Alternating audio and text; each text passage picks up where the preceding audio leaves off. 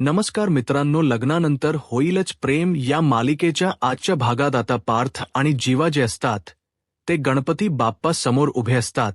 तर जीवा बाप्पाला म्हणतो, बाप्पा आता कुठे सगळं सुरळीत झालेलं आहे. तर पार्थ म्हणतो, यापुढे पण असंच सुरळीत राहू दे रे बाबा. आणि दोघे सुद्धा गणपती बाप्पा मोरया करतात. तर जीवा पार्थला म्हणतो, दादा बघता बघता लग्न आलं रे जवळ. तर पार्थ म्हणतो, हो अरे, परवा मेहंदी, मग हळद. तर जीवा म्हणतो, अरे पण त्याआधी उद्या प्रीवेडिंग शूट आहे, विसरलास का? मज्जा येणार आहे. मज्जा? तर पार्थ म्हणतो, काय मज्जा येणार आहे?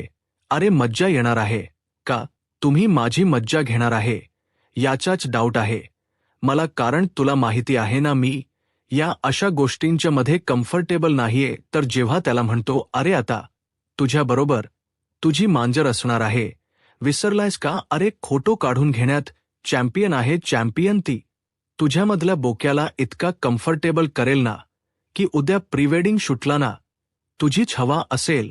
अरे खाऊन टाकशील तू आम्हाला खाऊन. तर पार्थ आता जीवानं सांगितल्यानंतर खुशच होतो. आणि त्यानंतर जीवा आता बाप्पाच्या समोर जी पत्रिका ठेवलेली असते ती पत्रिका उचलून हातात घेतो आणि पार्थला म्हणतो, दादा पत्रिका सॉलिड दिसते ना? तर पार्थ सुद्धा खुश होतो आणि म्हणतो, होय अरे काय छान छापली ना पत्रिका.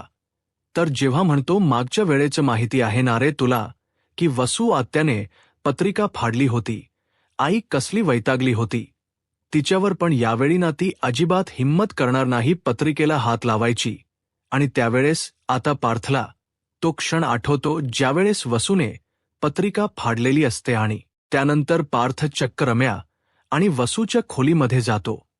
तर त्याला बघितल्यानंतर या दोघींना सुद्धा धक्का बसतो. रम्या विचारते, काय होय का तुला? तर पार्थ म्हणतो, नाही मला काही नको आहे, मीच काहीतरी द्यायला आलेलो आहे.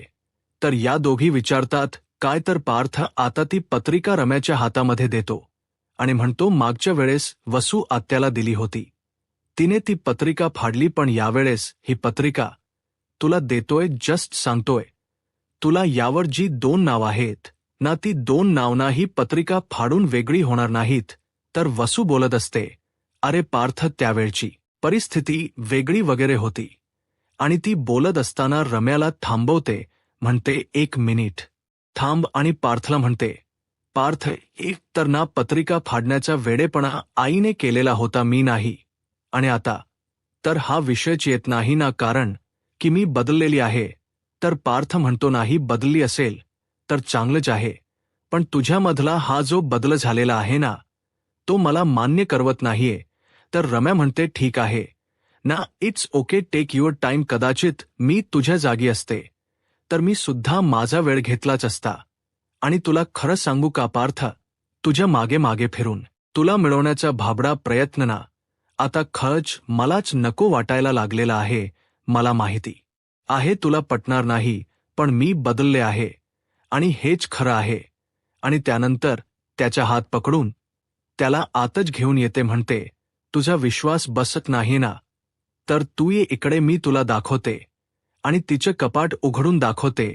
बघ म्हणते, इथे तुझे फोटोज आहेत का? बघ आपल्या लहानपणीच्या आठवणी, गिफ्ट्स काहीतरी दिसते का तुला इथे? तर पार्थ सुद्धा अगदी सगळीकडे बघतो आणि त्याला सुद्धा काही दिसत नाही.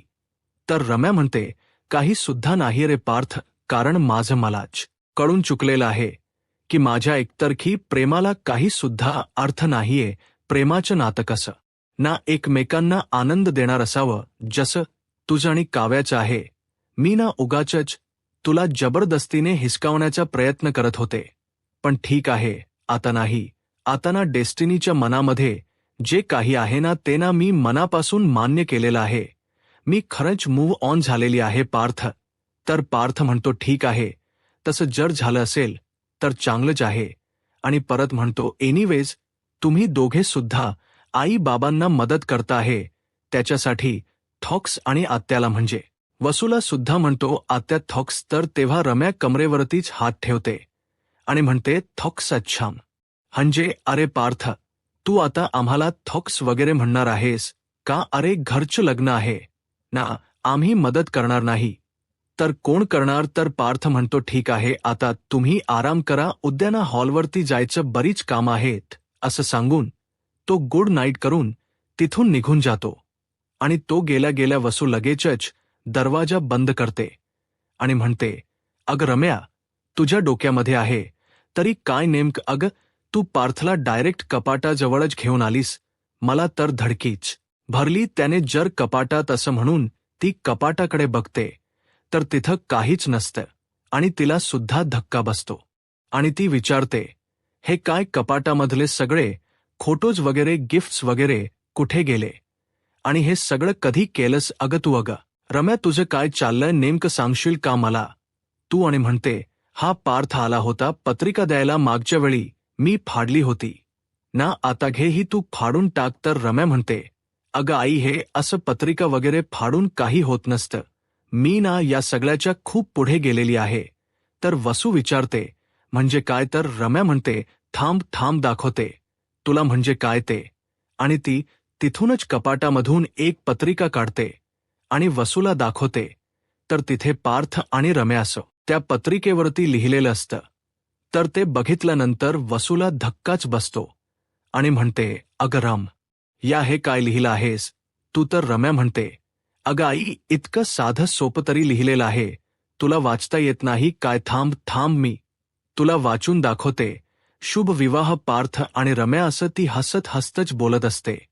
आणि इतक्यात जोराचा वारा सुटतो आणि वसूच्या हातातून पार्थ आणि काव्याची जी पत्रिका असते ती खाली पडते.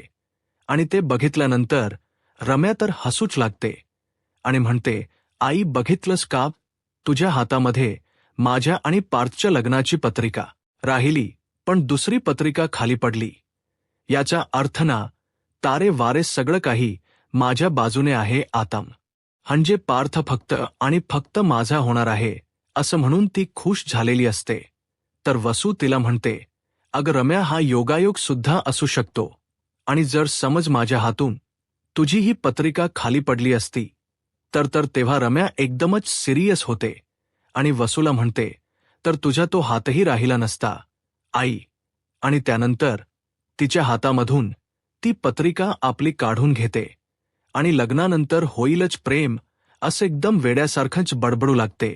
आणि ते बघत असताना वसूला तर खूप भीती वाटत असते आणि ती जाम घाबरलेली असते.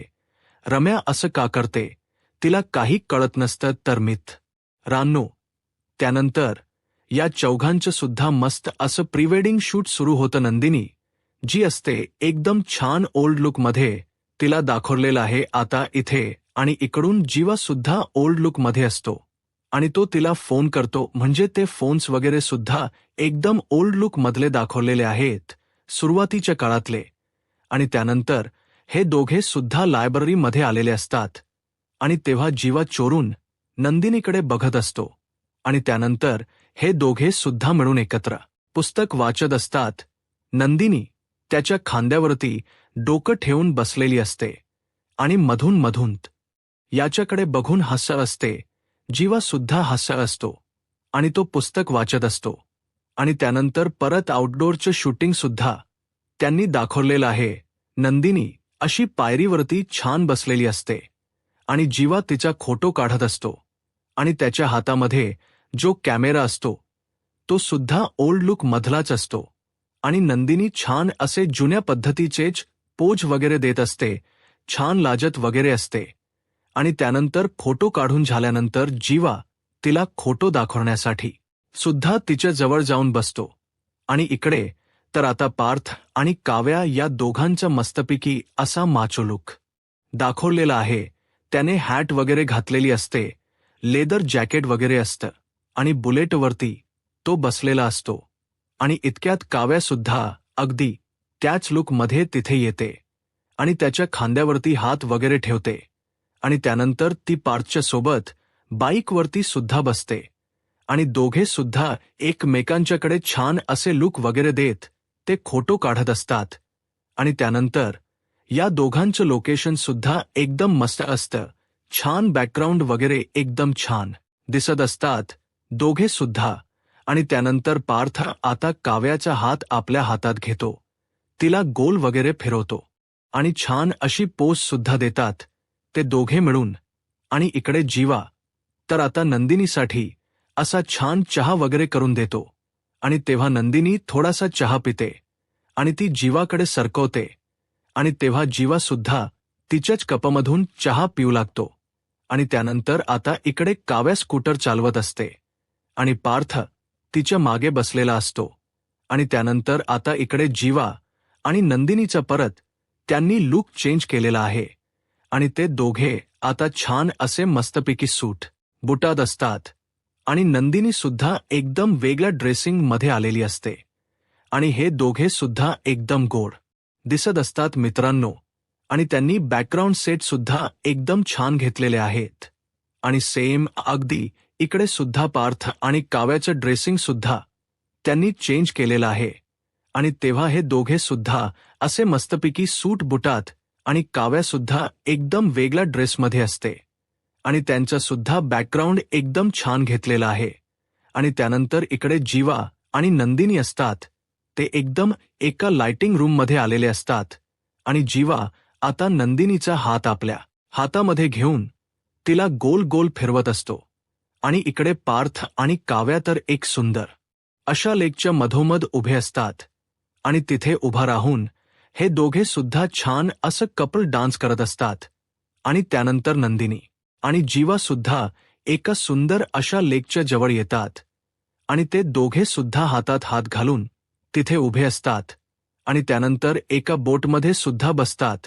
आणि इकडे आता पार्थ खाली गुडघ्यावरती बसतो आणि काव्याला फूल देत असतो. आणि त्यानंतर त्या दोघांचे सुद्धा छान फोटोज दाखवलेले आहेत. आणि इकडे जीवा आणि नंदिनी तर त्या बोटमध्ये एकमेकांच्या सोबत झोपलेले सुद्धा असतात. एकमेकांत ते हरवून गेलेले असतात. आणि त्यानंतर बरेच असे त्यांचे फोटोज दाखवलेले आहेत. ते एका ठिकाणी वरती असे दोघं मिळून डान्स करत असतात. आणि त्यानंतर नंदिनीजी जीवाला म्हणजे जीवाच्या हाताला पकडून ती खाली पाया उतरत येत असते. आणि त्यानंतर इकडे पार्थ आता काव्याच्या डोळ्यावरती पट्टी बांधतो. आणि मित्रांनो त्यांनी बॅकग्राऊंडला छान छान सुंदर सुंदर गाणी सुद्धा घेतलेली आहेत. आणि आता पार्थ तिच्या डोळ्यावरती पट्टी बांधून एका ठिकाणी तिला घेऊन येतो आणि पट्टी काढतो. आणि समोर बघितल्यानंतर काव्या तर खूप खुश होते. आणि तिथे पार्थने काव्यासाठी छान असा केक अरेंज केलेला असतो. आणि त्याच्यावरती काव्यार्थ असं लिहिलेलं असतं. आणि आता हे दोघे सुद्धा बसतात आणि तो केक कट करतात. आणि पार्थ काव्याला केक भरवतो आणि काव्या सुद्धा पार्थला केक भरवते. आणि त्यानंतर पार्थ गिटारवरती चक्क गाणं वाजवत काव्याला गाणं म्हणून दाखवत असतो. आणि त्यानंतर काव्या सुद्धा पार्थसाठी गाणं वाजवून दाखवते. आणि इकडे तर जीवा आणि नंदिनी एकमेकांच्यात पूर्ण हरवून गेलेले असतात. आणि त्यानंतर आता पार्थ आणि काव्या त्या बोटीमध्ये बसलेले असतात. आणि इकडे जीवा आणि नंदिनी त्या लेकच्या शेजारी बसलेले असतात. आणि असेच त्यांचे खूप सारे फोटोज त्यांनी दाखवलेले आहेत. मित्रांनो एकदम छान असं प्री वेडिंग शूट त्यांचं दाखवलेलं आहे. आणि अखेर मित्रांनो यांचं आता प्री वेडिंग शूट पूर्ण होतं. आणि आता त्यांनी परत तो लग्नाचा डेस्टिनेशन दाखवलेला आहे. आणि तिथे बाहेर तर छान असं मोठ्या अक्षरात लिहिलेलं असतं, प्रेमानंतरच्या लग्नात तुमचं स्वागत आहे. आणि तिथे मेहंदीचा कार्यक्रम होणार असतो. तर तेव्हा रेखाताई म्हणत असते जीवा, नंदिनी, काव्या आणि पार्थ यांचं प्रीवेडिंग शूट काल छान पार पडलं. आता ना ते आजच्या मेहंदीसाठी कधी सुद्धा हॉलवरती पोहोचू शकतील. आणि इतक्यातच धनंजय आता काव्या आणि नंदिनीला घेऊन येतो. आणि ते सगळे आल्यानंतर सर्वजणी आता पुढे येतात आणि खूप आनंदात असतात. तर तेव्हा रेखाताई काव्या आणि नंदिनीला ओवाळू लागते. आणि त्यानंतर ओवाळून झाल्यानंतर नंदिनीला मिठी मारते. आणि त्यानंतर काव्याला सुद्धा मिठी मारते. आणि त्या दोघींना सुद्धा आतमध्ये घेते. तर आतमध्ये आल्यानंतर या दोघी सुद्धा त्या पोस्टरच्या समोर येतात, जिथे लिहिलेलं असतं, प्रेमानंतरच्या लग्नात तुमचं स्वागत आहे. आणि तिथे या दोघी सुद्धा आता छान असा सेल्फी काढतात. तर इकडे देशमुखांच्या घरामध्ये मानिनी आता गडबड करत असते आणि आशाला म्हणत असते, अगं लवकर आण माझी बॅग वगैरे लवकर आण. त्यानंतर म्हणते, अरे मुलांनो चला पटपट. मोहिते पोहोचले असतील हॉलवर आणि इतक्यात पार्थ आणि जीवा येतात. तर मानिनी म्हणतच असते, अरे तुमच्या बायकांसाठी. तर पटपट चला रे, त्या वाट बघत असतील. बिचाया तर जेव्हा म्हणतो, अग बघू देत. अग त्या मोहित्यांच्या मुलींनी सुद्धा आम्हाला खूप वाट बघायला लावली आहे. अरे काल प्री वेडिंगला सुद्धा दोघी सुद्धा उशिरा आल्या होत्या. आणि पार्थला विचारतो, काय बडे भैया करेक्ट ना? तर पार्थ म्हणतो, नाही तर काय, इतकी वाट बघायला लावली, इतकी वाट बघायला लावली की आता काय सांगू तुला, किती वाट बघायला लावली. तर मानिनी त्याला ओरडते, म्हणते, अरे तू तर गप्पच बस. काव्याने वाट बघायला नाही लावलेली, तू वाट बघायला लावली आहेस. विसरलायस का तू? तर पार्थ म्हणतो, अगं विसरलो मी, आई सोडून दे ना तो विषय, पण चल लवकर. अगं फिसकारणारी मांजर आहे, ती फिसकारेल. उशिरा गेलो तर चल चल लवकर. तर मानिनी विचारते, पण अरे युग कुठे आहे? तर जीवा सांगतो, आम्ही ना त्याला हाकललं. तर पार्थ म्हणतो, प्रॉपर्टीमधून बेदखल केलं. तर मानिनी म्हणते, अरे काय बोलता रे तुम्ही, का असं रे करता? कुठे आहे तो सांगा ना, लहान आहे ना तो, त्याला सांभाळून घ्यायचं का नाही? तर जेव्हा म्हणतो, काही सांभाळून घ्यायची वगैरे गरज नाहीये, काय लहान वगैरे नाहीये. तो आम्हाला काय विचारतो माहिती आहे का? तुला आम्हाला विचारतो हनीमूनला कुठे जाणार आहे म्हणून. असं म्हटल्यानंतर पार्थ आणि इकडे मानिनी सुद्धा हसू लागतात. तर पार्थ म्हणतो, नाही तर काय, त्याचं वय काय बोलतो, काय आम्हाला काय म्हणतो? तुम्ही एकमेकांना फिसकारलेली मांजर बोका वगैरे म्हणता आणि पसारेवाला चकाचक बाई म्हणता, मग पत्रिकेत का नाही छापून आणलं, लोकांना पण कळू देत, मग हाकललं निघ म्हणालं.